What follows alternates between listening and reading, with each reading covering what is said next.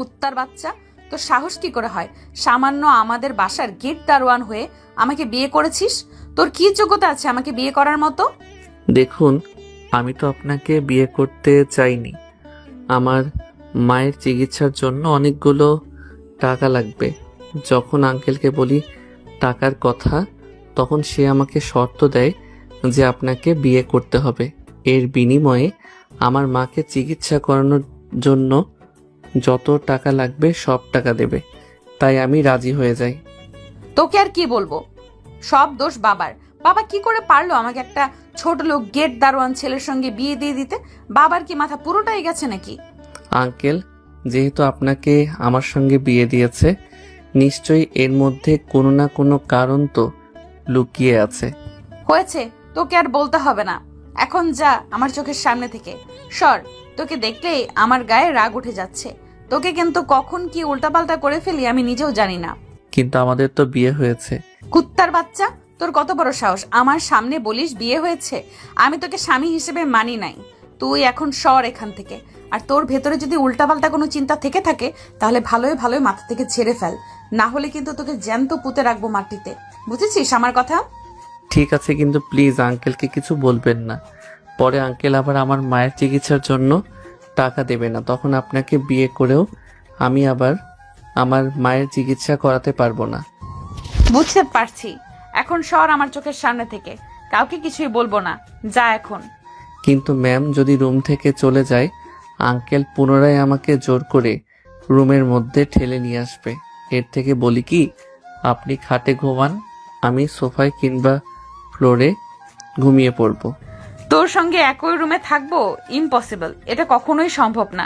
তুই যদি আবার আমার রাতে ঘুমানোর সুযোগ নিয়ে উল্টাপাল্টা কাজ করিস, যদি আবার আমার কাছে আসিস, তখন তো আমি আবার মা হয়ে যাব। আমি এ বয়সে মা হতে চাই না।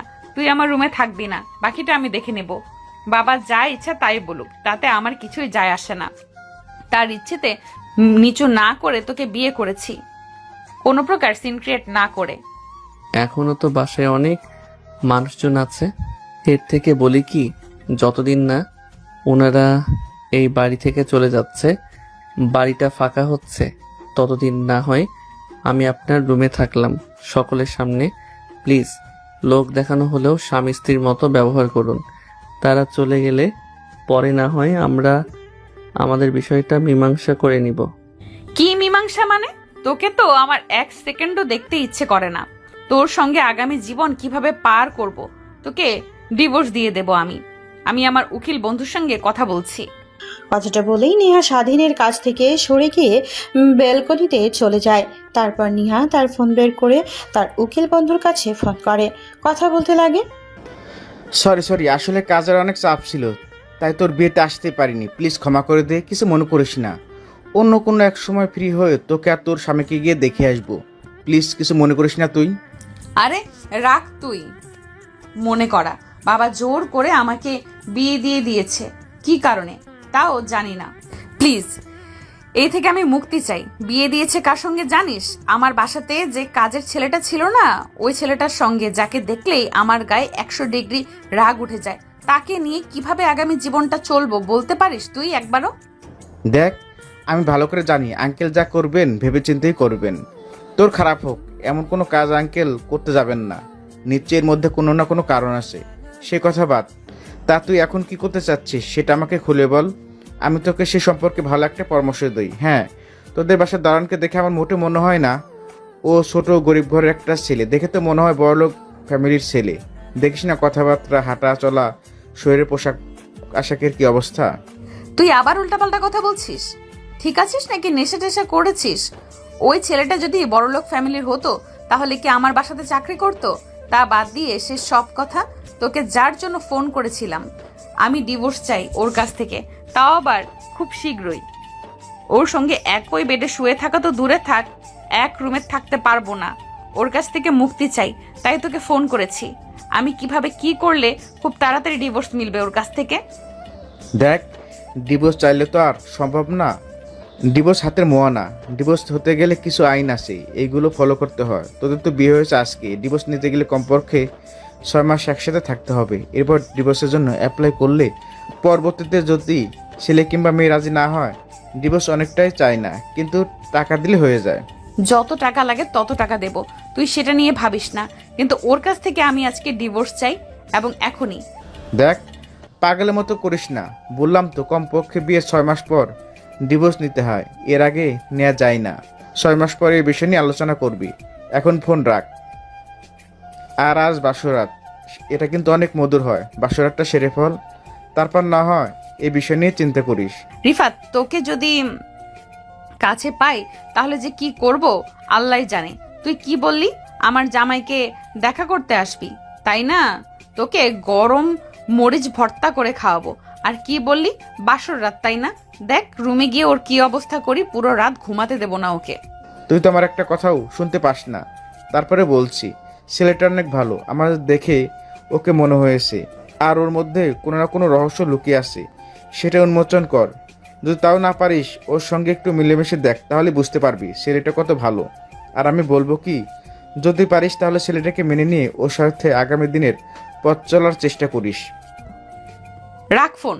তোর কাছে ফোন করলাম সলিউশন নেওয়ার জন্য, উল্টো তুই আমাকে ওর সম্বন্ধে ভালো গান শোনাচ্ছিস। তোকে ফোন করাটা আমার ভুল হয়েছে।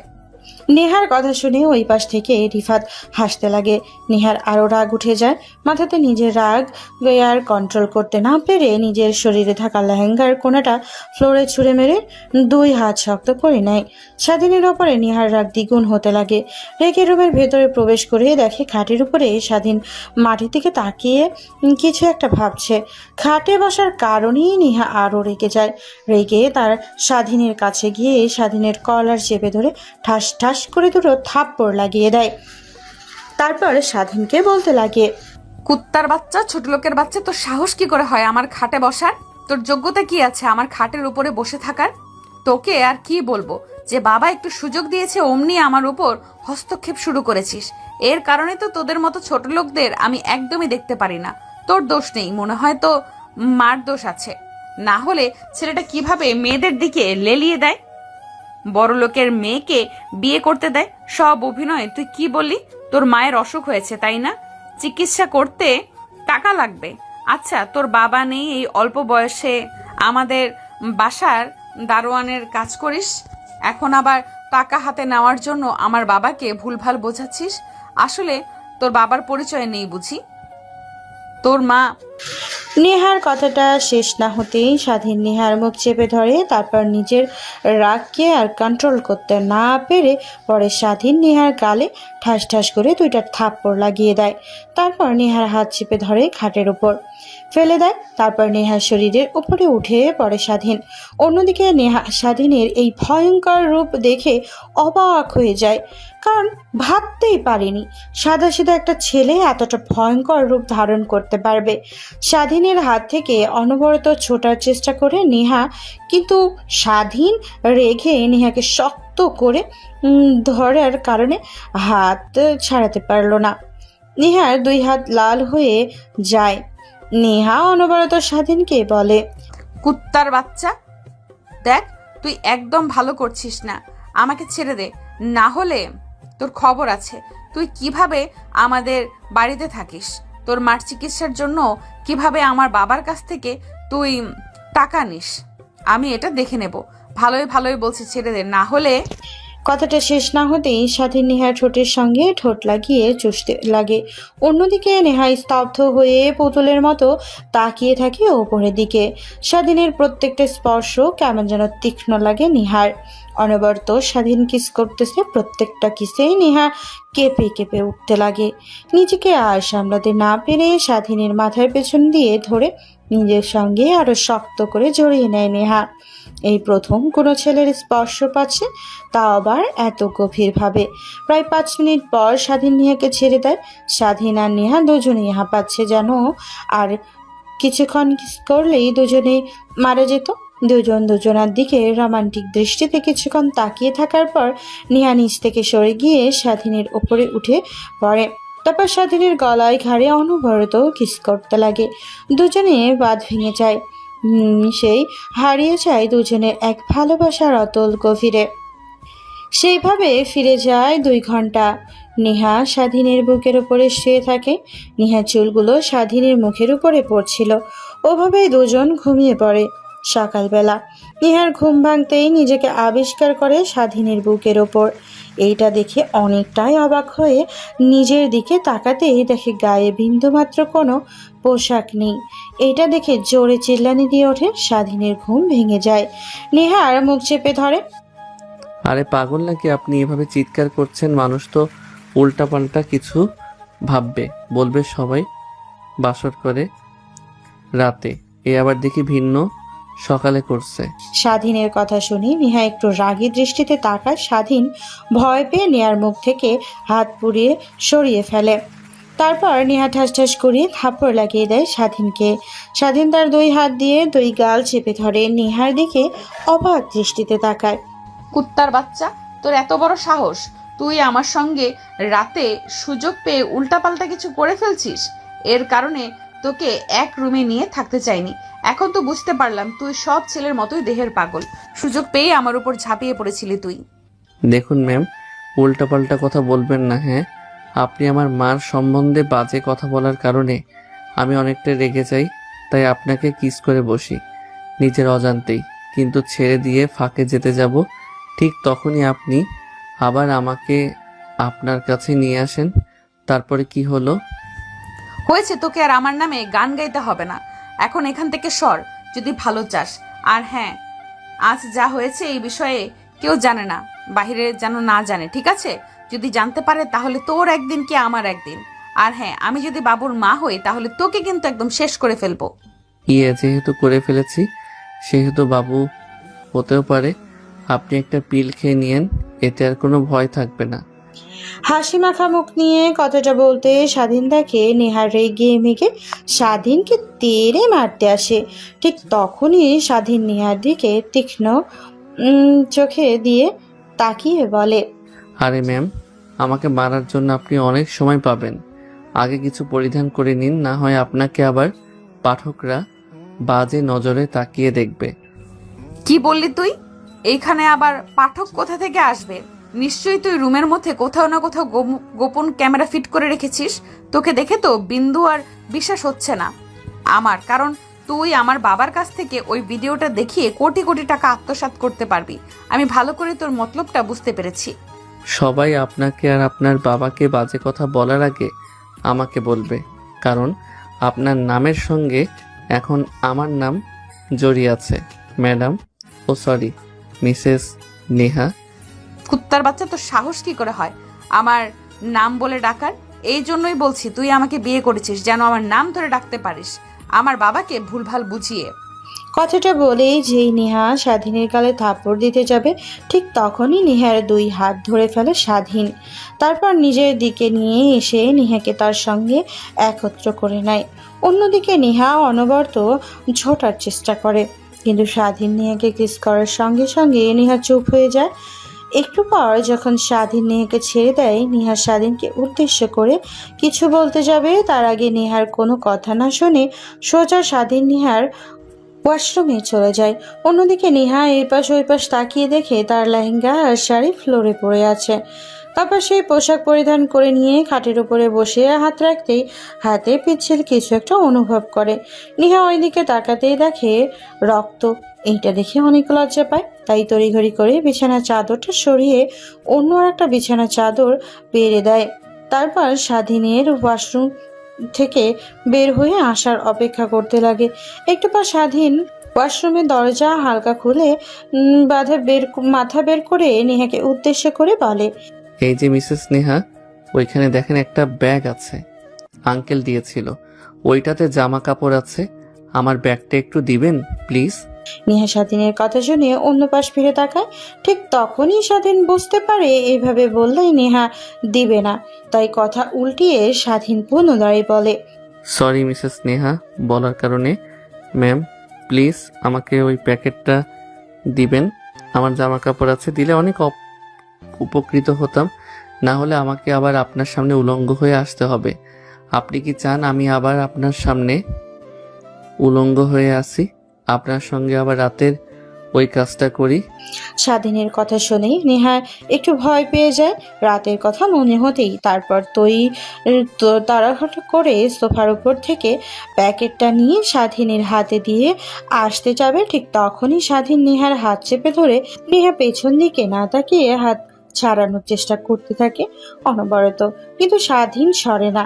শেষমেশ কোন উপায় না পেয়ে পেছন দিকে তাকাতেই স্বাধীন বলে, শোনো, একটা কথা ম্যাম, আপনি মানেন আর না মানেন, আপনি আমার ওয়াইফ। আমি আপনার থেকে অনেক ছোট, প্রায় 4 বছরের। হয়তোবা আপনার নাম ধরে ডাকা যাবে না, কিন্তু স্বামী যতই ছোট হোক, স্ত্রী যতই বড় হোক না কেন, স্বামীর কাছে সবসময় স্ত্রী ছোট।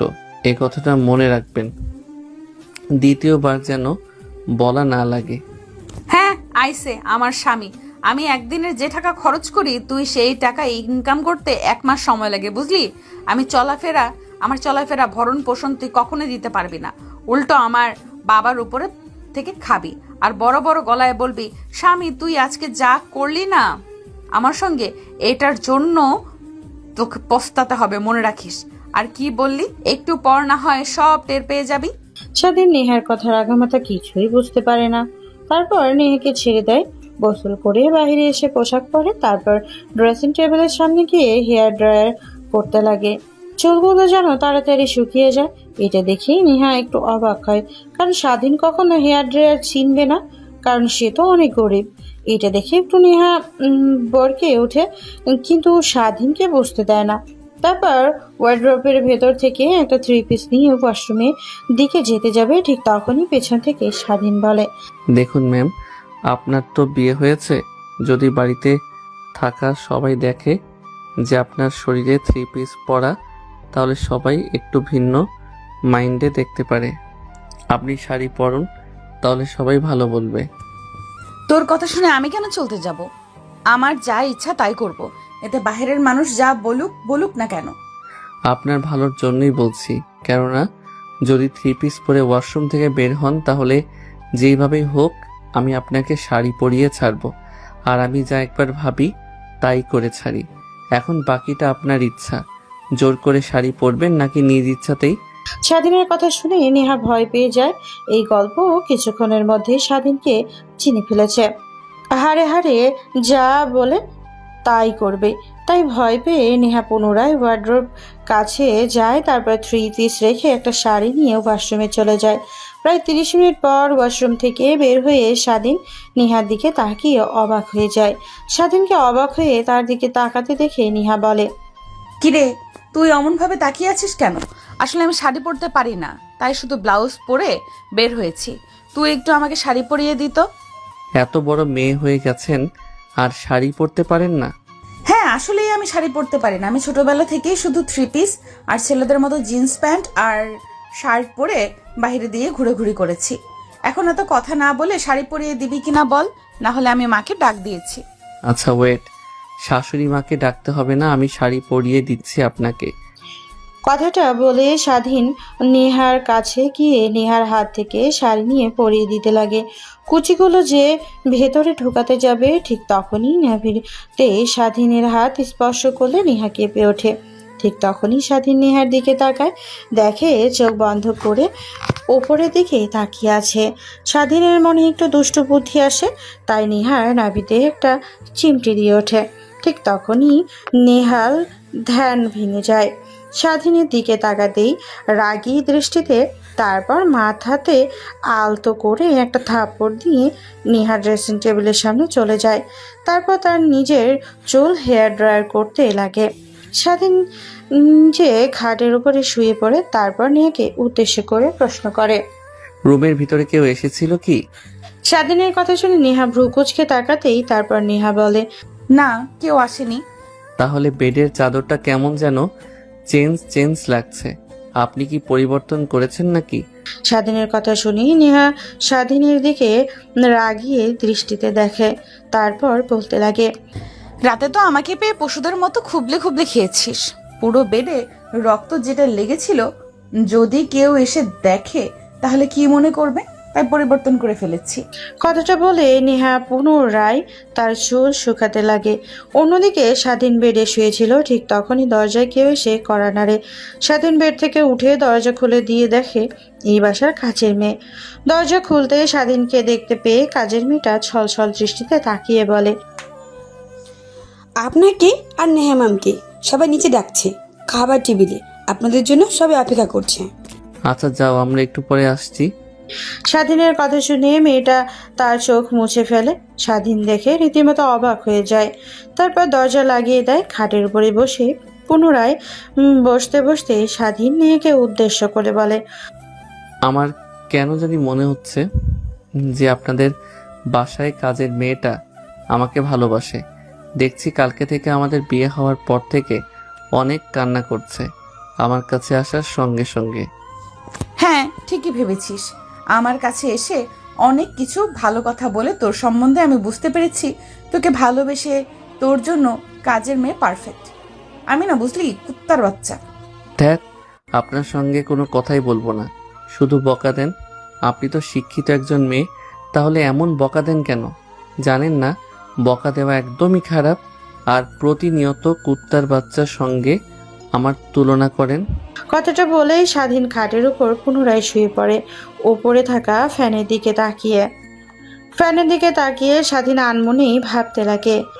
কিন্তু বাবা, তোমাকে তো দেখে মনে হচ্ছে কোনো সম্ভ্রান্ত পরিবারের ছেলে তুমি, আর তোমার পোশাক আশাকের এই হাল কেন? আর তোমার চাকরির দরকার কেন? স্যার, আপনাকে সত্যি কথা বললে আমাকে চাকরি দেবেন না এটা আমি জানি, কিন্তু একটা কথা ভালো করে জেনে রাখুন, আমি অন্যান্য ছেলেদের মতো নই। আমি মানুষের মতো মানুষ হতে চাই, সবাইকে দেখিয়ে দিতে চাই রাস্তায় থাকা সবার অবহেলা অযত্নে বড় হওয়া ছেলেটাও বড় একটা কিছু হয়ে দেখাতে পারে। তোমার কথা আমার অনেক পছন্দ হয়েছে। এখন তুমি আমার বাসায় গেট দারোয়ান হয়ে কাজ করতে পারবে। তোমাকে থাকার জায়গা দেবো, খাবার খেতে দেবো, বিনিময়ে তোমাকে খুব নজরদারিতে রাখতে হবে আমার বাড়িটা। পারবে তো নাকি? স্যার প্লিজ, যে কোনো একটা চাকরি আমাকে দিলেই হবে, থাকা খাওয়া আর অল্প কিছু টাকা দিলেই হবে আমার। যে স্যার পারবো, কিন্তু আপনি আমার পরিচয় না জেনে না শুনে আমাকে চাকরি দিলেন। আমি আবার যদি আপনার বাসার কোনো ক্ষয়ক্ষতি করে চলে যাই তখন কি হবে? তোমার সঙ্গে অল্প কিছুক্ষণ কথা বলে বুঝতে পেরেছি তুমি ছেলেটা অনেক ভালো, আর তোমার কথায় বুঝতে পেরেছি যে তুমি হয়তোবা রাস্তায় বড় হয়েছো, তোমার মা বাবার পরিচয় নেই, তাই তো? আমার ওইটা নিয়ে কোনো মাথা ব্যথা নেই। তোমায় দেখে আমার কেমন যেন মায়া মায়া লাগলো, তাই চাকরিটা দিলাম। তুমি মনোযোগ দিয়ে চাকরি করবে, কিন্তু কখনোই কাজের বরখেলাপি করা যাবে না। ঠিক আছে স্যার, আপনি সেটা নিয়ে কোনো টেনশন করবেন না। আপনার বাসাটা কোন দিকে আমাকে নিয়ে চলেন। ঠিক আছে বাবা, তুমি আমার পিছু পিছু আসো, তোমাকে দেখিয়ে দিচ্ছি। নেহার বাবা প্রত্যেক দিনের রুটিন অনুযায়ী সকাল সকাল পার্ক দিয়ে জগিং করছিল। ঠিক তখনই একটা ছেলে একে পার্কের এক কোনায় শুয়ে থাকতে দেখে প্রত্যেক দিন অনেক ছেলেকে দেখে। নেহার বাবা সেই দিকে তেমন একটা ভ্রুক্ষেপ দেখায় না। পার্কের মধ্যে অনেকক্ষণ হাঁটাহাঁটির পর পুনরায় যখন ফিরে আসে বসতে যাবে, ঠিক তখনই স্বাধীন নেহার বাবার কাছে আসে, পা জড়িয়ে ধরে কথাগুলো বলে। স্বাধীনের কথা আর স্বাধীনকে দেখে অনেক মায়া লাগে নিহার বাবার, তাই তার বাসায় গেট দারোয়ানের চাকরি দেয় স্বাধীনকে। তারপর নিহার বাবা ফুটপাতের ওপর দিয়ে জগিং করছিল। স্বাধীন তার পিছু পিছু আসতে একটু পর আলিশান বাসার সামনে এসে দাঁড়ায়। নিহার বাবা স্বাধীন বুঝতে পারে এটাই হয়তো লোকটার বাসা। দেখে অনেক বড়। স্বাধীন বুঝতে পারে দায়িত্বটা অনেক বড় হবে। এইসবই ভাবছিল স্বাধীন। ঠিক তখনই দরজায় নক করে লোকটা একটা দারোয়ান এসে দরজা খুলে দেয়। স্বাধীনকে দেখিয়ে নিহার বাবা বলে, আসো, ভিতরে আসো। আর এইটাই হলো আমার বাসা, আর এই বাসাটাই তোমাকে দারোয়ান হিসেবে রাখা হয়েছে। তারপরে বাবা এক এক করে সেইখানে থাকা সকল দারোয়ানের সঙ্গে পরিচয় করিয়ে দিতে লাগে। স্বাধীন সবার সঙ্গে পরিচয় হতে লাগে। বাড়ির ভেতরে প্রবেশ করে তো স্বাধীন অবাক হয়ে যায়। ছবিতে দেখানো বাড়ির মতোই অনেক সুন্দর। বাড়িটা রীতিমতো অবাক হয়ে চারিদিকে তাকিয়ে থাকে স্বাধীনকে বাড়ির দিকে অবাক হয়ে তাকিয়ে থাকা দেখে নিহার বাবা বলে, এইটাই হলো আমার বাসা, অনেক বড়। আগে থেকেই 4 জন গেট দারোয়ান রয়েছে, তারপরেও তোমাকে রাখলাম। তোমার কাজ মাঝে মাঝে গেটে গিয়ে দারোয়ানি খুলবে, আবার এই যে দেখছো ফুল গাছগুলো, এটা সব যত্ন নেবে, যেন মনে না যায় আমার মেয়ে কিন্তু অনেক স্বাদের ফুল গাছ এগুলো। আর ওই পাশে সকল কাজের লোক, সবার জন্য কোথাকার ব্যবস্থা আছে। ওইখানে গিয়ে দেখো তোমার ফাঁকা কোনো রুমটা আছে, ওই রুমে উঠে যাও। আর হয়তো তুমি এর আগে কোথাও থাকতে, তাই না? জি স্যার, থাকতাম বস্তিতে, কিন্তু আগুন লেগে সব পুড়ে গিয়েছে, কিছুই নেই, শুধু এই গায়ে থাকা পোশাক ব্যতীত। স্বাধীনের কথা শুনে অবাক মায়া লাগে নিহার বাবার। তাই নিহার বাবা তার পকেট থেকে 10,000 টাকা বের করে স্বাধীনের দিকে এগিয়ে দিয়ে বলেন, এই নাও, এখানে 10,000 টাকা আছে, তুমি এই 10,000 টাকা দিয়ে তোমার পছন্দ মতো পোশাক আশাক কিনে নিবে। আর হ্যাঁ, একটা কথা বলি, আমার মেয়ে কিন্তু অপরিষ্কার পোশাক একদমই দেখতে পারে না, আর আমার মেয়ে কিন্তু অনেক রাগী আর বদমেজাজি। তোমাকে আগে থেকে সতর্ক করে দিলাম, ওর থেকে দূরে দূরে থাকার চেষ্টা করবে। আমার বাসায় অনেক কাজের লোক ওর কারণে চলে গেছে, বুঝতে পেরেছো? এখন যাও, বাইরে শপিং মল থেকে পোশাক আশাক কিনে নিয়ে তারপর তোমার রুমে যাও, আর খাবারের সময় হলে সময় মতো তোমার রুমে খাবার পৌঁছে যাবে।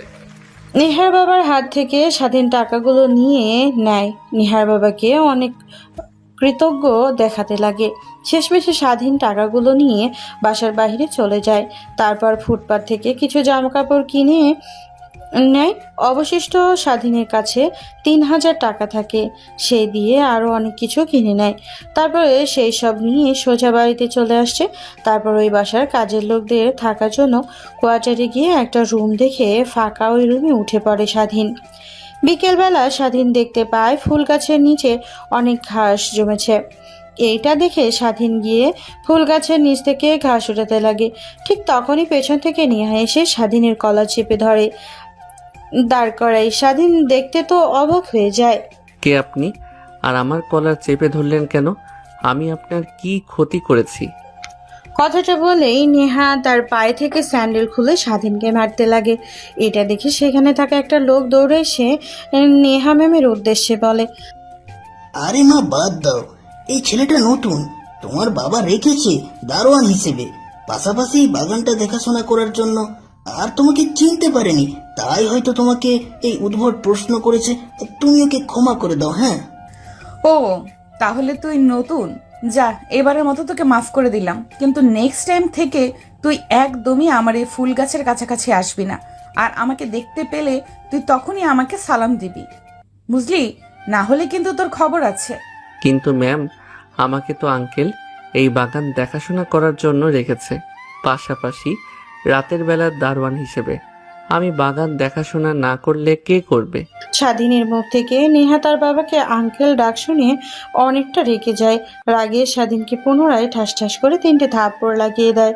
তারপর নেহা পুনরায় স্বাধীনকে বলতে লাগে, কুত্তার বাচ্চা, তোর সাহস কি করে হয় আমার বাবাকে আঙ্কেল বলার? তুই কাজের ছেলে, আমার বাবাকে স্যার বলে ডাকবি, আঙ্কেল না, বুঝতে পারলি?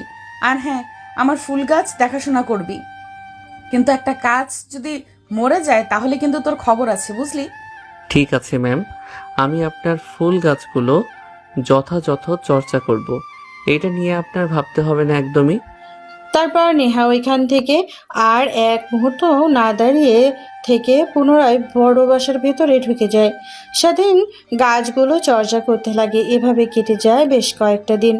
স্বাধীনতার মন দিয়ে কাজ করতে রাতে দিনে বেলা বাগান পরিচর্যা করে। আর প্রত্যেকটা দিন নিহার বাবা যখন জগিং করতে যায় তখন স্বাধীন নিহার বাবার পিছু পিছু যায়। হঠাৎ একদিন জগিং করছিল নিহার বাবা। স্বাধীন পিছু পিছু পানির বোতল আর একটা ছোট্ট ব্যাগ নিয়ে আসছিল। ঠিক তখনই নিহার বাবা তার বুকের বাম পাশে ধরে মাটিতে লুটিয়ে পড়ে। এটা দেখে স্বাধীন দৌড়ে সে নেহার বাবাকে কোলে তুলে নেয়। তারপরে অনবরত ডাকতে লাগে, আঙ্কেল, কি হয়েছে আপনার? আপনি এমনভাবে মাটিতে শুয়ে পড়লেন কেন? প্লিজ কথা বলেন, কথা বলছেন না কেন? কিন্তু নেহার বাবার কোনো রেসপন্স পায় না। স্বাধীন এটা দেখে আরও অনেক ভয় পেয়ে যায়। ঠিক তখনই নেহার বাবা সেখানে রেখে স্বাধীন একটা রিক্সা ডাকতে যায়। রিক্সা নিয়ে নেহার বাবাকে রিক্সায় করে সোজা হসপিটালে নিয়ে চলে যায়। হসপিটালে ঢুকে স্বাধীন ডাক্তারকে ডাকতে লাগে। ডাক্তার এসে নেহার বাবাকে দেখে আইসিইউতে ভর্তি করে। অনবরত আইসিইউ রুমের সামনে স্বাধীন পায়চারি করতে লাগে। আইসিইউ রুমের মধ্যে অপারেশন চলছে। প্রায় 2 ঘন্টা পর আইসিইউ রুমের মধ্যে থেকে একটা ডাক্তার বের হয়। স্বাধীন দৌড়ে ডাক্তারের কাছে গিয়ে বলে, ডাক্তার, এখন আঙ্কেল কেমন আছে? এখন রোগী একদমই বিপদমুক্ত আছে, কিন্তু সময় মতো না নিয়ে আসলে হয়তো তাকে বাঁচানো যেত না।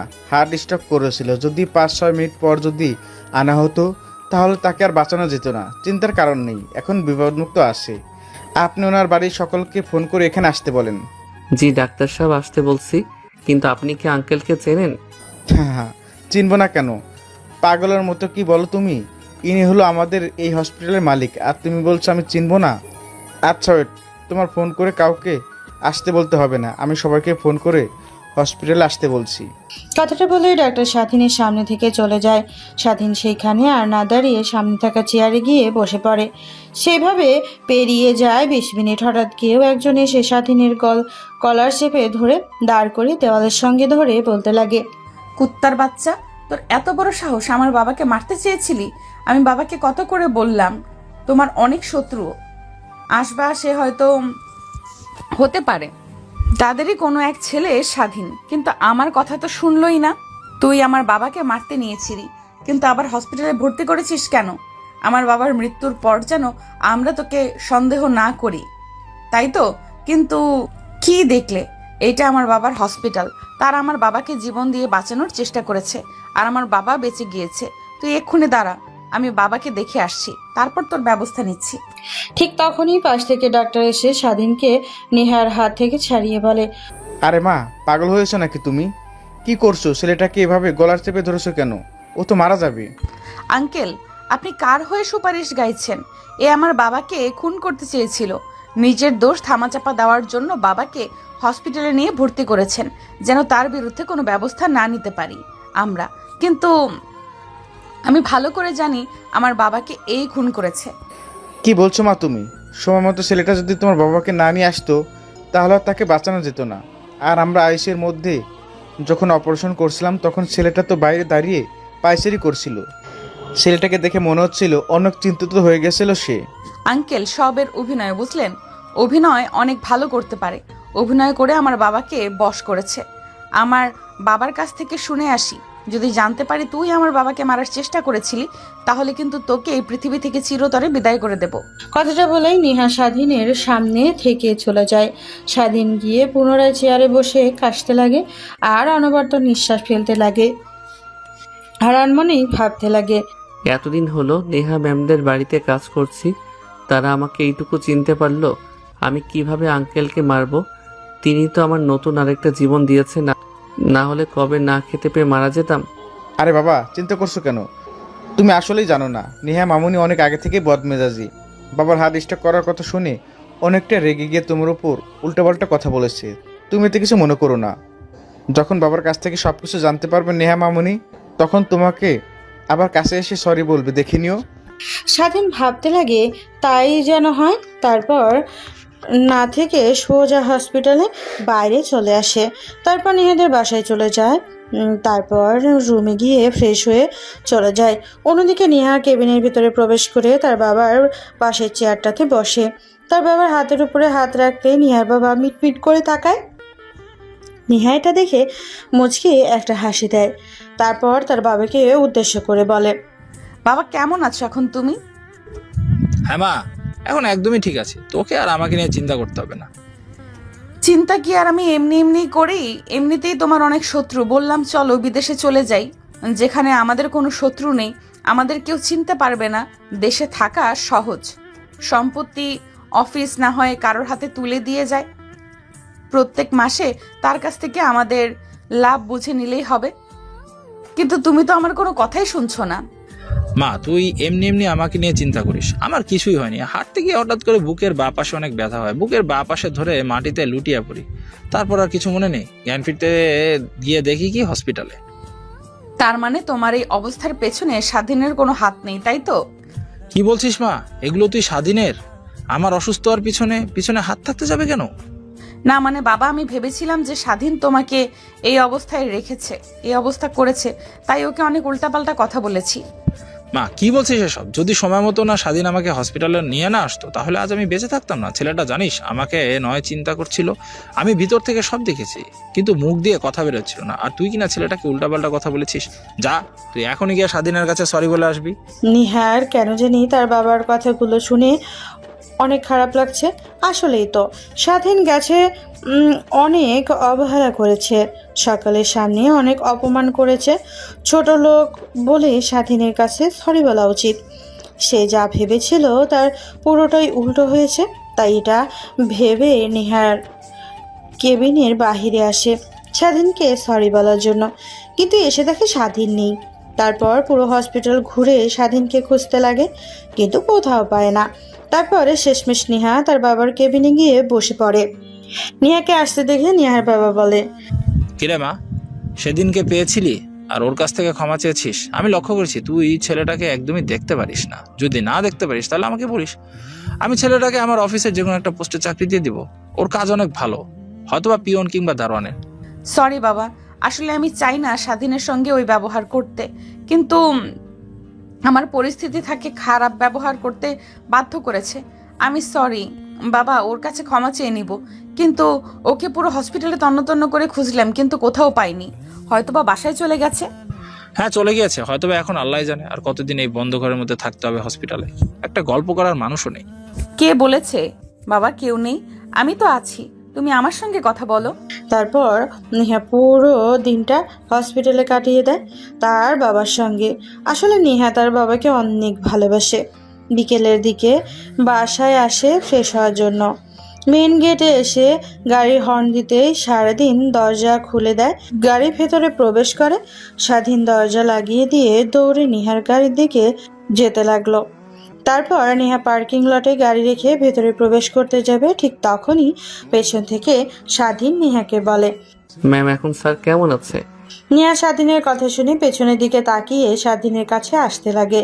তারপর স্বাধীনের কাছে এসে নেহা বলে, হ্যাঁ আলহামদুলিল্লাহ অনেক ভালো আছে।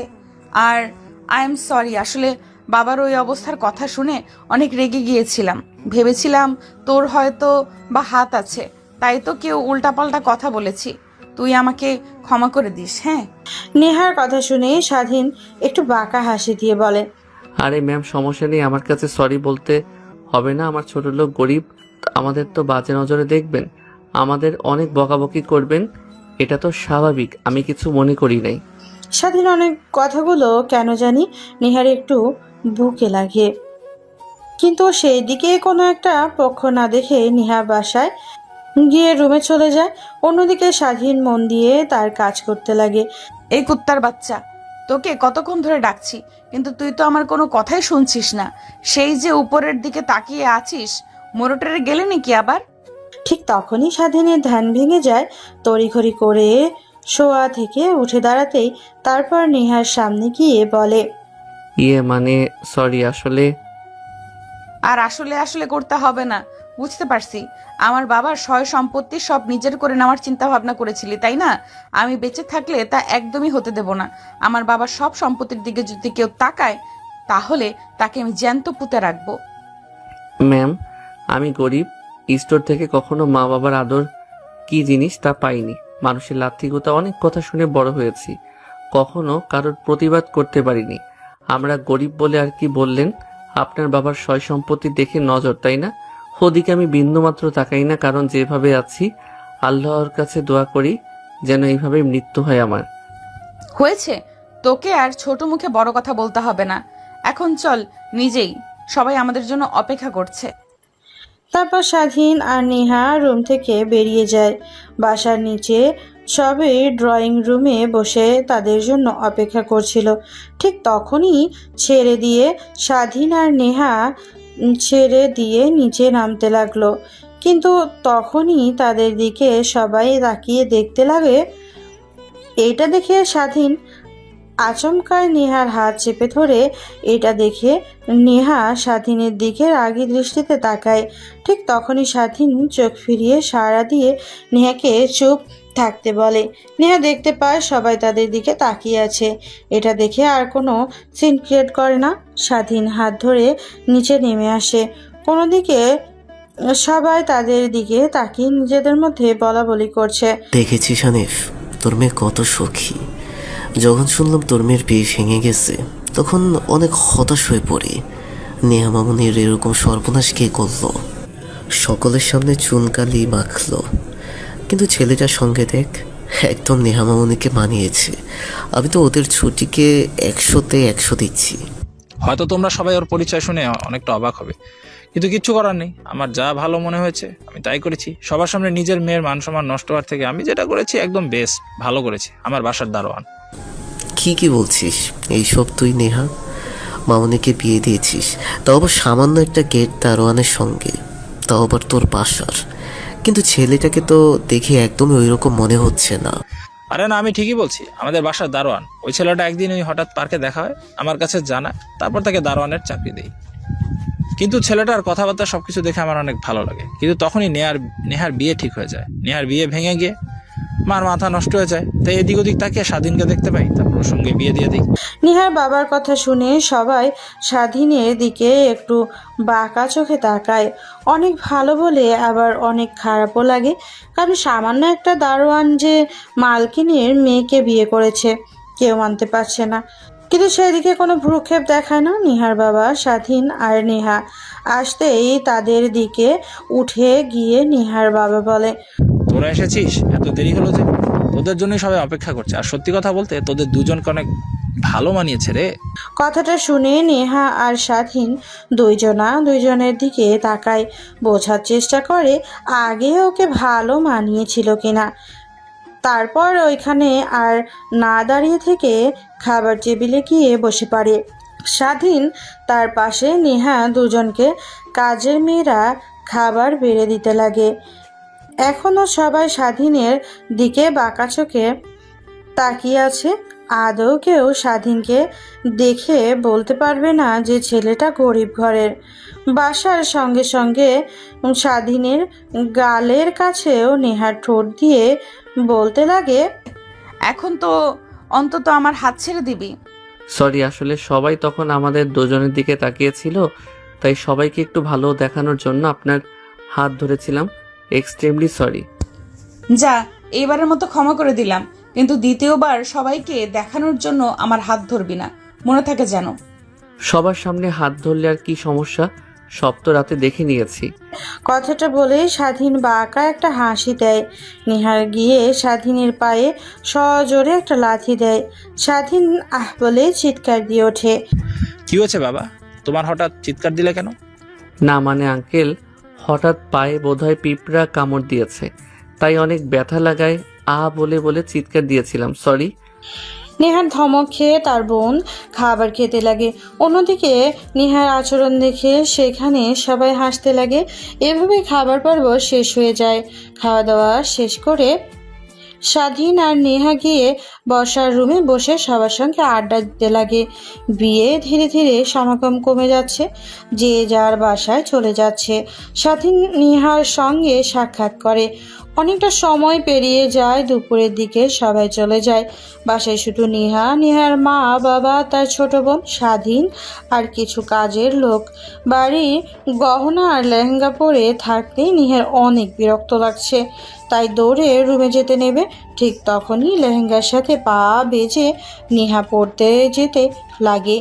চোখ বন্ধ করে ফেলেছিল, ঠিক তখনই দৌড়ে গিয়ে স্বাধীন নেহাকে ধরে ফেলে, পড়ার হাত থেকে বাঁচায়। নেহা চোখ মিটমিট করে তাকিয়ে দেখে স্বাধীনের কোলে ওপর সে শুয়ে আছে। তারপর স্বাধীনের হাত থেকে ছাড়া পেয়ে ঝ্যাংটা দিয়ে সরে ফাঁকে দাঁড়িয়ে বলে, কুত্তার বাচ্চা, তুই আমাকে ধরলি কেন? তোকে না বলেছি আমাকে তুই কখনো এভাবে স্পর্শ করবি না? সরি, আসলে আপনি পড়ে যেতে নিয়েছিলেন তাই ধরে ফেলেছি। আমি তো আপনাকে এর আগেই বলেছি, আপনার পারমিশন ছাড়া কখনো আপনাকে ছুঁয়েও দেখব না। যদি না ধরতাম পরে আপনি অনেক ব্যথা পেতেন। পরে ব্যথা পাই আর মরে যাই, ওইটা তোর দেখার বিষয় না। নিচে দাঁড়িয়ে নেহার কর্মকাণ্ড সবাই দেখছিল। নেহার মা আর বাবা, নেহার বাবা মা হতভম্ব হয়ে যায় মেয়ের এইরকম কথাবার্তার ধরন দেখে। নেহার মা দৌড়ে নেহার কাছে গিয়ে ঠাস ঠাস করে 2টা থাপ্পড় লাগিয়ে দিয়ে বলে, তুই পড়ে যেতে নিয়েছিলি, ছেলেটা তোকে বাঁচিয়েছে, আর বলছিস কি না তোকে বাঁচাবে কেন? তুই ওর বিয়ে করা স্ত্রী, তোকে বাঁচাবে না তো কাকে বাঁচাবে? আর এর জন্য ছেলেটাকে কত কথা শুনিয়ে দিলি তুই। মা, তুমি আমার গায়ে হাত তুলতে পারলে? আজ এই ছোট লোকের বাচ্চার জন্য আমার গায়ে তুমি হাত তুললে? কুত্তার বাচ্চা, যেখানে আমার বাবা মা কখনো আমাকে মারেনি, তোর কারণে মেরেছে। তোকে মেরেছি, একদম ঠিক করেছি। তোকে যদি এই শাসনটা ছোট থেকেই করতাম তাহলে তুই আর এমন বিগড়ে যেতি না। তোর যে পছন্দ করা ছেলে তার সঙ্গেই তোর বিয়ে ঠিক করলাম, কিন্তু কি হলো, তোকে রেখে অন্য আরেকটি মেয়েকে নিয়ে পালিয়ে গেল। ছেলেটা তোর দিকে তাকিয়ে তোর মান সম্মান নষ্ট না হওয়ার হাত থেকে বাঁচিয়েছে। বিয়ে করে সেখান থেকে তো বাসাভর্তি অনেক লোকজন ছিল, তোর তো ফ্রেন্ডরা ছিল, তারাও তো অনেক কথা বললো, কেউ তো তোর দিকে এগিয়ে আসলো না। নেহা তার মায়ের কথাগুলো শুনে মাটির দিকে তাকিয়ে অনবরত কান্না করছিল। তারপর সেইখানে নেহা আর এক মুহূর্ত না দাঁড়িয়ে সোজা তার রুমের দিকে দৌড় লাগায়। স্বাধীন নেহার মাকে উদ্দেশ্য করে বললে, আন্টি, নেহা ম্যামকে এইভাবে কথাগুলো না বললেও পারতেন। ওইখানে আমি না, যে কেউ থাকলে নেহা ম্যামকে বিয়ে করত। সে আসলে মানতে পারছে না। আমি তো তার সঙ্গে কখনোই যাই না। সে শিক্ষিত বড়লোক বাবার একমাত্র মেয়ে, আর আমি সামান্য চাকর। বাবা মার কোনো পরিচয় নেই, আদৌ বেঁচে আছে কিনা তাও জানি না। জানো না বাবা, অনেক বেড়ে গেছে, কখনো ওরে মারিনি, সবসময় ওকে যত্ন করে রেখেছি, আর এর প্রতিদান ও এভাবে দেবে। সকলের সামনে আমাদের মুখে চুলকানি মাখাতে নিয়েছিল, তুমি থেকে বাঁচিয়েছ, এখন আবার উল্টোপাল্টা কথা বলা তোমাকে। তারপর স্বাধীন নেহার মাকে বুঝাতে লাগে। সেইখানে আর না দাঁড়িয়ে নিচে বসার রুমে এসে বসে কথা বলতে লাগে।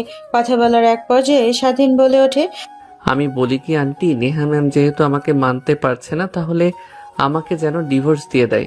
আমি একটা না একটা ব্যবস্থা করে নেব। আর আঙ্কেল, আপনার অফিসে গিয়ে যে কোনো একটা পোস্টে চাকরি হবে আমার, কিন্তু শিক্ষাগত যোগ্যতা আছে। এবার ইন্টার ফার্স্ট ইয়ারে পড়ছি। কি বলছো সব বাবা? ডিভোর্স দিয়ে দিব কেন তোমাকে? আমার মেয়ে বিয়ে করেছে, তোমার সঙ্গে বাকিরা জীবন থাকবে। আমার মেয়েকে কিভাবে ম্যানেজ করবে সেটা তুমি জানো, এসব কথা বলবে না। আর তুমি ইন্টার ফার্স্ট ইয়ারে পড়েছো মানে তোমাকে তো দেখি একদমই মনে হয় না লেখাপড়া করো। সারাক্ষণ তো বাসায় থাকো, রাতে একটা দারোয়ানি করো, সময় পেলে দেখি কোথায় যেন তুমি যাচ্ছ কাঁধে ব্যাগ নিয়ে। কখনো প্রশ্ন করিনি, হয়তোবা তুমি অন্য আর একটা কাজ করছো। আমাদের বাসা তোমার কাজ পছন্দ হয়নি, তাই ভেবেছি। আসলে আঙ্কেল প্রত্যেক রবিবারে আমাকে ছুটি দিতেন না। ওই দিন আমি কলেজ যেতাম, এখান থেকে যে 10 কিলোমিটার গেলে যে একটা কলেজ আছে, ওই কলেজটাতে। কি বলছো তুমি? ওই কলেজে তো নেহা পড়ে, তা কখনো দেখা হয়নি ওর সঙ্গে? না তো আঙ্কেল, কখনো তো দেখা হয়নি, শুধু একবার একটু দেখেছিলাম। নেহা ম্যাম কলেজের গেটের সামনে দাঁড়িয়ে বন্ধুদের সঙ্গে আড্ডা দিচ্ছে। আমি তেমন একটা কিছু ভাবিনি। আর আমি তো যেতাম কলেজে ক্লাস করতে, পাশাপাশি বন্ধুদের কাছ থেকে 1 সপ্তাহের নোট কালেক্ট করে নিয়ে আসতাম, আর প্রত্যেকদিন রাতের বেলা একটু একটু করে পড়তাম। আসলে বাবা, তুমি অনেক জ্ঞানী একটা ছেলে, না হলে কখনোই এত কিছু একটা ছেলে একা পারবে না। তোমার পিছে আমরা আছি, ভেবো না তোমাকে ছেড়ে দেবো। আমার মেয়ে যদি তোমাকে নাও মানে, আমরা কিন্তু তোমাকে আমার মেয়ের জামাই হিসেবে মেনে নিয়েছি। লেখাপড়া করো, আর আমার অফিসের দায়িত্বটা কিন্তু তোমাকেই বুঝে নিতে হবে। কি বলছেন আঙ্কেল এগুলো? ঠিক তখনই সিঁড়ি দিয়ে নিচে নামতে লাগে নেহা। গায়ে আর তখনকার মতো লেহেঙ্গা নেই, একটাতে বেশ আর পায়জামা পরা সোজা। নেহা তার মা বাবার সামনে সে দাঁড়িয়ে বলতে লাগে, আই এম সরি বাবা, আসলে আমি নিজেও অনুশোচনা বোধ কাজ করছে। আমি তখন স্বাধীনের সঙ্গে কাজটা ঠিক করিনি। I am sorry. কথাটা বলে নেহা পুনরায় তার রুমে চলে যায়। স্বাধীন হতভম্ব হয়ে যায়, কারণ এখনো ভাবতেও পারেনি নেহা এসে তাকে সরি বলবে। এটা দেখে নেহার বাবা আর মা দুজনেই হাসতে হাসতে স্বাধীনকে উদ্দেশ্য করে বলে, পাগলি মেয়ে একটা। বাবা, তুমি পারবে আমার মেয়েটাকে সামলাতে, আর ওকে নিয়ে বাকিটা পথ চলতে। আমি ভালো করেই জানি, শুধু তুমি তোমার বউকে কিভাবে মানাবে মানিয়ে নাও। আর আমাদের মেয়ে কিন্তু অনেক সরল সোজা, আর হ্যাঁ, একটুতেই রেগে যায়। ও রাগ অনেক তোমার আন্টির মতো। কি আমি রাগি তাই না? ওয়েট, দেখাচ্ছি। কথাটা বলেই নেহার মা নেহার বাবাকে মারতে লাগে। এটা দেখে নেহার বাবা আর স্বাধীন হাসতে লাগে। নেহার বাবা এক পর্যায়ে বলতে লাগে, আরে জামাই, আমাকে তো বাঁচাও তোমার শাশুড়ি মার হাত থেকে। বললাম না রাগি, দেখেছো কি রাগ? শুধু বলেছি রাখি, এটুকুতে আমার এই হালাত। আরো যদি কিছু বলতাম তাহলে আমাকে যে কি করতো। স্বাধীন নেহার মা আর বাবার কর্মকাণ্ড দেখে হাসতে লাগে। সেখানে আর না থেকে সোজা নেহার রুমের দিকে অগ্রসর হয়। দরজায় এসে কড়া নাড়তে দরজার ওই পাশ থেকে নেহা বলে, দরজা খোলা আছে, ভেতরে আসেন। স্বাধীন আর কোনো প্রশ্ন না করে নেহার রুমে প্রবেশ করে দেখে নেহা খাটের উপরে উপুর হয়ে শুয়ে থেকে কান্না করছে। স্বাধীন গিয়ে সোফায় বসে পড়ে, উপরের দিকে তাকিয়ে স্বস্তির একটা নিঃশ্বাস ফেলে। স্বাধীন বলতে লাগে, আই এম সরি ম্যাম, আসলে তখন আপনাকে ওইভাবে ধরা আমার উচিত হয়নি। এতে যে কেউ রেগে যেতে পারে। আপনি তো আমার স্ত্রী, ও সরি, আমাকে তো মানে না স্বামী হিসেবে, সেটা নাই বলি। আসলে ঠিকই বলেছেন আপনি, আমি আপনার যোগ্য না, দেখতে অতটা ভালো না, আবার আমার মা বাবার পরিচয় নেই, সামান্য একটা কাজের ছেলে, পড়াশোনা কখনো করিনি। আমার সঙ্গে আপনার একদমই মানায় না। বন্ধু বান্ধবীদের সঙ্গে আড্ডা দিতে গেলে আপনাকে প্রতিনিয়ত আমাকে নিয়ে কথা শুনতে হবে। আমি বলি কি, আপনি আমাকে ডিভোর্স দিয়ে দেন। কথাটা শুনে নেহা শোয়া থেকে উঠে বসে তারপরে স্বাধীনের দিকে কিছুক্ষণ তাকিয়ে থেকে দৌড়ে স্বাধীনের কাছে এসে গলা চিপে ধরে বলতে লাগে, কুত্তার বাচ্চা, তুই এখন চাচ্ছিস যে আমার মা বাবার কাছ থেকে আমি আরো কথা শুনে নেই, তাই না? তোকে ডিভোর্স দিয়ে দেই। এটা আবার আমার মা বাবা যদি শুনতে পারে যে আমি তোকে ডিভোর্স দিয়েছি, তাহলে আমাকে তো বাসা থেকে তাড়িয়ে দেবে। আমার বাবা মাকে তো তুই বশ করে নিয়েছিস। আমার কোনো কথাই বিশ্বাস করছে না, যেন আমি তাদের নিয়েই না। আরে ম্যাম, গলা থেকে হাতটা সরান, দম আটকে মারা যাব। স্বাধীনের কথা শুনে নেহা স্বাধীনের গলা থেকে হাত সরাতে কাশতে লাগে। এটা দেখে নেহা তার টি টেবিলের ওপর থেকে পানির গ্লাসটা নিয়ে স্বাধীনের দিকে এগিয়ে দেয়। স্বাধীন নেহার হাত থেকে পানির গ্লাসটা নিয়ে ঢকঢক করে খেয়ে গ্লাসটা সাবার করে দেয়। তারপর নেহাকে বলে, আচ্ছা ঠিক আছে, আমি আপনাকে ডিভোর্স দিয়ে দিব উকিলের সঙ্গে কথা বলে। আপনি দয়া করে কালকে আমার সঙ্গে কোর্টে কি যাবেন?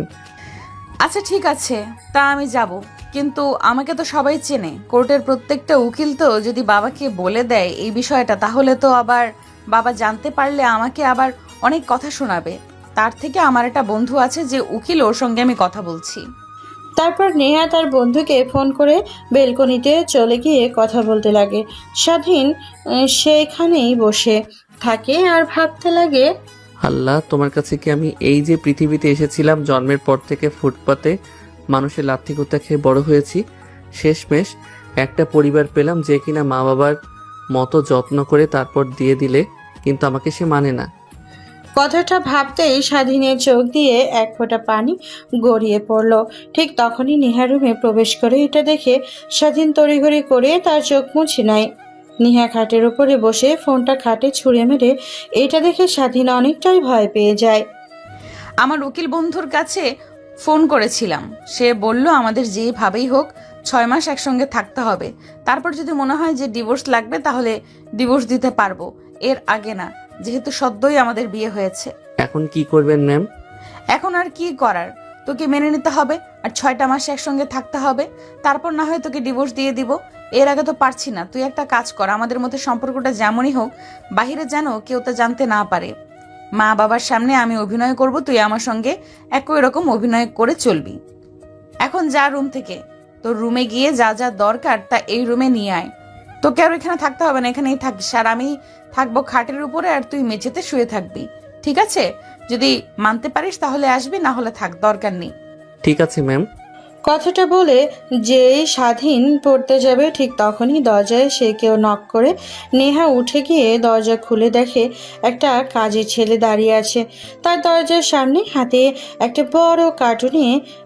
এটা দেখে নেহা ছেলেটাকে উদ্দেশ্য করে প্রশ্ন করে, এত বড় বক্স, এর ভেতরে কি?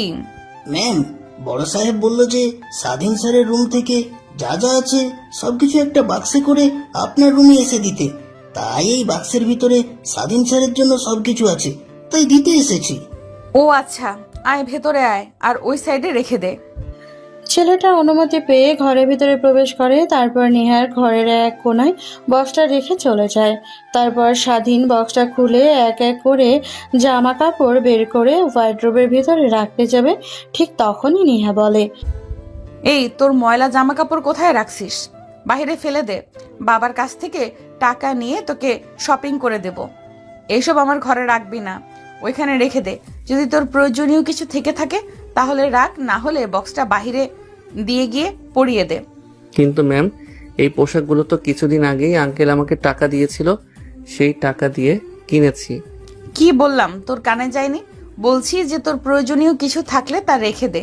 স্বাধীন আর কোনো প্রশ্ন করে না, কারণ জানি নেহা যা একবার বলেছে তাই করে। তারপরে বক্স ঘাটাঘাটি করে তার কিছু বই পুস্তক রেখে দেয়। বই হাতে দেখে নেহা স্বাধীনকে প্রশ্ন করে, কিরে, তুই না বললি লেখাপড়া করিসনি? তাহলে তোর হাতে বই আর ওইগুলো তো মনে হচ্ছে ইন্টার ফার্স্ট ইয়ারের। না মানে সরি ম্যাম, আপনাকে মিথ্যা কথা বলার জন্য। আপনি যে কলেজে লেখাপড়া করছেন ওই কলেজে ইন্টার ফার্স্ট ইয়ারে আমি পড়ছি। কি, তুই আমার কলেজে পড়াশোনা করিস আর আমি তো কখনো তোকে দেখলাম না? আসলে ম্যাম, আমি তো সময় পাই না, তাই প্রত্যেক দিন কলেজে যেতে পারি না। সপ্তাহে একদিন কিংবা মাসে 2-1 দিন যেতাম। ও আচ্ছা, ভালো। কথাটি বলে নেহা পুনরায় তার মোবাইল টেপার দিকে মনোযোগ দেয়। অন্যদিকে শাড়ি, বই, পুস্তকগুলো নেহার টেবিলের উপরে রেখে দেয়। নেহা দেখেও কিছু বলল না। তারপর স্বাধীন বক্সটা নিয়ে বাইরে ফেলে রেখে দেয়। তারপর রুমে চলে আসে। টেবিলের ওপর থেকে বই নিয়ে সোফার উপরে বসে পড়তে লাগে। হঠাৎ স্বাধীনের দিকে তীক্ষ্ণ দৃষ্টিতে তাকিয়ে বলে, কিরে, তোকে তো দেখছি লেখাপড়ায় অনেক মেধাবী। হয়তো সময় না পেলেও এত ভালো লেখাপড়া কি করে করছিস তুই? ম্যাম, আপনি হয়তো জানেন না, আপনাদের কলেজের টপার যে স্বাধীন, ওইটাই আমি। আমি ছোট্ট থেকেই সবসময় লেখাপড়ায় অনেক মনোযোগী আর টপার হতাম। এর কারণে আমার বন্ধুরা আমাকে খুব একটা ভালো নজরে দেখতো না। কি, তার মানে তুই ওই ছেলেটা যাকে নিয়ে কিনা পুরো কলেজের স্যার ম্যাডামরা বাহবা দেয়? আমাদের ক্লাসরুমে এসেও অনেক স্যার তোর নামে অনেক কথা বলে যে ছেলেটা সপ্তাহে একদিন, মাসে 1-2 দিন কলেজে আসে আর পরেও এত ভালো পারফরমেন্স লেখাপড়ার প্রতি। তাহলে তুই ওই ছেলেটা? জি হ্যাঁ, আসলে আমি ভালো করে জানি লেখাপড়া না করলে কখনো কিছু হওয়া যায় না, তাই লেখাপড়া করি। আর স্যার বলেছেই তো আমাকে আপনাদের অফিসে কাজ দেবে লেখাপড়া থাকলে। কিন্তু আমি তো সত্যি কথা আঙ্কেলকে বলিনি, তাই হয়তো জানে না, কিন্তু আজ জানিয়ে দিয়েছি সব। ভালো করেছিস। আমি এখনই আমার বন্ধু বান্ধবীদের বলে দিচ্ছি তোর কথা। আর হ্যাঁ, আরেকটা কথা, ঘুণাক্ষরেও যেন কেউ জানতে না পারে আমার আর তোর বিয়ে হয়েছে। যদি জানতে পারে তাহলে তোকে জ্যান্ত পুঁতে রাখবো। কিন্তু বুঝে নিয়েছিস আমার কথাটা? আমার ইমেজ পুরো কলেজে অনেক ভালো আছে। তোর কারণে যদি খারাপ হয় তাহলে কিন্তু বুঝতেই পারছিস কি করতে পারি তোর। নেহার কথা শুনে স্বাধীন শুধু মাথা নাড়ায়। তারপর মনোযোগ দিয়ে পড়তে লাগে। রাত যখন গভীর হয়, খাওয়া দাওয়া করে রুমে আসে। তারপর স্বাধীন একটা বালিশ নিয়ে ফ্লোরে শুয়ে পড়ে। নেহা স্বাধীনের দিকে এক নজর তাকিয়ে খাটে গিয়ে ঘুমিয়ে পড়ে। রাত যখন গভীর হয়, অনেক শীত লাগে তার। কাঁথা গায়ে জড়িয়ে নেয়। ঠিক তখনই নজর পড়ে স্বাধীনের দিকে। ওর তো গায়ে কোনো কাঁথাই নেই। কিভাবে ঘুমিয়ে আছে ছেলেটা? এটাই তো দেখে নেহার একটু মায়া লাগে। স্বাধীনের ওপরে তার একটা কাঁথা বের করে স্বাধীনের গায়ে দিয়ে দেয়। মুচকে একটা হাসি দিয়ে পুনরায় খাটের উপরে এসে কাঁথা গায়ে দিয়ে ঘুমিয়ে পড়ে। পরদিন সকালবেলা স্বাধীনের ঘুম ভেঙে যায়। অনেক সকালে ঘুম ভেঙে শরীরের উপরে কাঁথা থাকে অনেকটাই হকচকিয়ে যায়। বুঝতে পারে নির্ঘাত নেহা ম্যাডাম দিয়েছে, তাছাড়া আর কে দেবে। তারপর বালিশটা আর কথাটা জড়িয়ে খাটের উপরে রেখে ওয়াশরুমে চলে যায়। তারপর ফ্রেশ হয়ে অজু করে বাহিরে বের হয়ে আসে। ভাবতেই নেহাকে ডাক দেবে কি দেবে না, যেই ভাবা সেই কাজ। নেহার কাছে গিয়ে ডাকতে লাগে, কিন্তু কোনো সাড়া শব্দ পায় না। তারপর নেহার শরীরে হাত দিয়ে ধাক্কা দিয়ে ডাকতে লাগে। ঠিক তখনই নেহা ঘুম ভেঙে যায়। রেগে স্বাধীনকে ঠাস ঠাস করে থাপ্পড় লাগিয়ে দিয়ে বলে, তোকে ভালো ভেবেছিলাম ওই দিনের রেগে আমার উপর ঝাঁপে ঝাঁপে পড়েছিলি, কিন্তু তোর তো চরিত্রে সমস্যা আছে। আজকে আবার একা পেয়ে আমার শরীরে হাত দিচ্ছিস। ম্যাম, ভুল ভাবছেন আমাকে। আমি আপনাকে ডাক দিয়েছি, সকাল হয়েছে, ফজরের আজান দিয়েছে নামাজ পড়ার জন্য। উঠে নামাজ পড়ে নিন। স্বাধীন কথা শুনে নেহা ঘড়ির দিকে তাকায়। দেখে হ্যাঁ, সকাল 5টা বাজে। স্বাধীন সেখানে আর না দাঁড়িয়ে সোজা রুম থেকে বেরিয়ে মসজিদে চলে যায় নামাজ পড়ার জন্য। নেহা নিজের মধ্যেও অনেক অনুশোচনা বোধ কাজ করতে লাগে, কিন্তু কি আর করার। কোন দিকে স্বাধীন নামাজ পড়ে বাহিরে বের হয়ে একটু হাঁটাহাঁটি করে তারপর বাসায় এসে দেখে নেহার বাবা বাহিরে হাঁটাহাঁটি করার জন্য রেডি হচ্ছে। স্বাধীনকে দেখে নেহার বাবা বলে, বুঝলাম না, স্বাধীন বাবাজি আজকে কোন দিকে সূর্য উঠেছে? পূব দেখে নাকি পশ্চিম দিকে? নেহার বাবা আর কোনো কথা না বলে তারপর স্বাধীনকে নিয়ে নেহার বাবা বাহিরে চলে আসে। হাঁটাহাঁটি করে বাসায় ফিরে আসে। দরজায় কলিং বেল দিতেই কাজের মেয়ে এসে দরজা খুলে দেয়। তারপর সোজা বসার রুমে গিয়ে তো নেহার বাবা অবাক হয়ে যায়, কারণ দেখে নেহা বসে থেকে কফি খাচ্ছে আর টিভি দেখছে। তারপর নেহার বাবা সোফায় গিয়ে বসে পড়ে। তারপর নেহাকে প্রশ্ন করে, বুঝলাম না, স্বাধীন বাবাজি আজকে কোন দিকে সূর্য উঠেছে? পূব দেখে নাকি পশ্চিম দিকে? না মানে জীবনে কখনো এত সকাল সকাল যাকে বাসার রুমে দেখিনি, তাকে আবার দেখছি বসার রুমে বসে থেকে কফি খাচ্ছে আর টিভি দেখছে। অনেকটা অবাক হচ্ছি, তাই তোমাকে একটু প্রশ্ন করলাম। নেহা বুঝতে পারে তাকে উদ্দেশ্য করে কথাগুলো বলেছে তার বাবা। তারপর স্বাধীনের দিকে একটু তীক্ষ্ণ দৃষ্টিতে তাকাতেই কফির মগটা রেখে স্বাধীনের হাত ধরে রুমের দিকে নিয়ে যেতে লাগে। এটা দেখে স্বাধীন অবাক হয়ে যায়। নেহার বাবা তার ব্যতিক্রম হয় না। তারপর নেহা স্বাধীনকে ধরে রুমে নিয়ে আসে। দরজা লাগিয়ে দিয়ে স্বাধীনের হাত থেকে তার হাত ছাড়িয়ে নেয়। আরে রাতে তোকে বললাম মনে নেই যে সবার সামনে অভিনয় করব যেন তারা মনে করে আমরা নিজেদের মধ্যে অনেক সুখী আছি? এটা ধর অভিনয়ের একটা অংশ ছিল। স্বাধীন নেহার কথা শুনে বাঁকা একটা হাসি দেয়। তারপর সোফায় গিয়ে বসে পড়ে। নেহার মোবাইল নিয়ে বেলকনিতে চলে যায়। স্বাধীন বই বের করে পড়তে লাগে। এভাবে ব্রেকফাস্ট করে সময় হয়ে যায়। দরজায় এসে কাজের মেয়ে নক করতে স্বাধীনের নেহা চলে যায় নিচে খাবার টেবিলে। তারপর খাওয়া দাওয়া শেষ করে রুমে আসতেই নেহা স্বাধীনকে উদ্দেশ্য করে বলে, চল তোকে নিয়ে শপিং মলে যাব, তোর তো জামা কাপড় কিছুই নেই। তারপর নেহা পোশাক পরিবর্তন করার জন্য তার গা থেকে থ্রি পিসটা খুলে ফেলে। স্বাধীন এটা দেখে বড় বড় চোখ করে তাকায়। নেহার শরীরে শুধুমাত্র একটা ব্রা আছে। স্বাধীন নেহার দিক থেকে চোখ সরিয়ে নামিয়ে নেয়। নেহা স্বাধীনের দিকে তাকিয়ে বলে, এত অভিনয় করতে হবে না। আরেকদিন রাতে কি করেছিস আমার সঙ্গে তুই হয়তো ভুলে গেছিস, আমি ভুলিনি। সবকিছু তো দেখিয়ে ফেলেছিস, তাহলে আজ আবার তো অভিনয় করছিস কেন? স্বাধীন আর কোনো প্রশ্ন করে না। তারপর নেহার পোশাক পরিবর্তন করে একটা প্যান্ট আর শার্ট পরে নেয়। এটা দেখে স্বাধীনের অনেকটাই রাগ উঠে যায়। একটা মেয়ে কখনোই এসব পড়তে পারে না। স্বাধীনের কথাগুলো কেন জানি নেহার অনেক ভালো লাগে। তারপর থ্রি পিস পরে নেয়। বাসা থেকে গাড়ি নিয়ে বেরিয়ে যায় শপিংয়ের উদ্দেশ্যে। শপিং মলে গিয়ে নেহা স্বাধীন নিয়ে তার পছন্দ মতো জামা কাপড় কিনে দিতে লাগে। অন্যদিকে স্বাধীন তার পছন্দ মতো জামা কাপড় কিনে দিতে লাগে নেহাকে। অনেকক্ষণ ধরে শপিং করার পর রেস্টুরেন্টে গিয়ে খাওয়া দাওয়া করে বাসায় চলে আসে। এইভাবে কেটে যায় 2 মাস।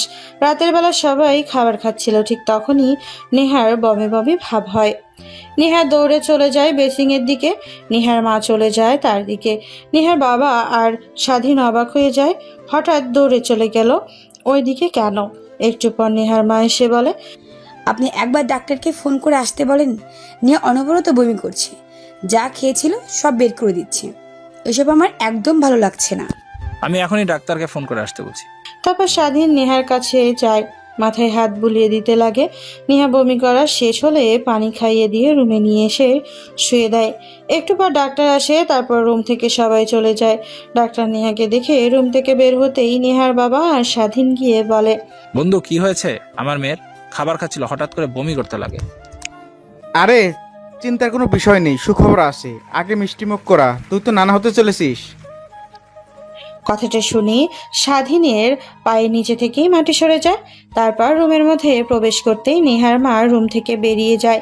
স্বাধীন গিয়ে দরজা লাগিয়ে দিয়ে নেহার কাছে এসে বসে নেহা স্বাধীনের দিকে মুচকি একটা হাসি দেয়। হ্যাঁ বুঝতে পেরেছি, কিন্তু তোমাকে বলিনি। I am sorry. কে বলেছে আমি মানি না তোমাকে? তো সেই কবে থেকে আমার নিজের করে নিয়েছি।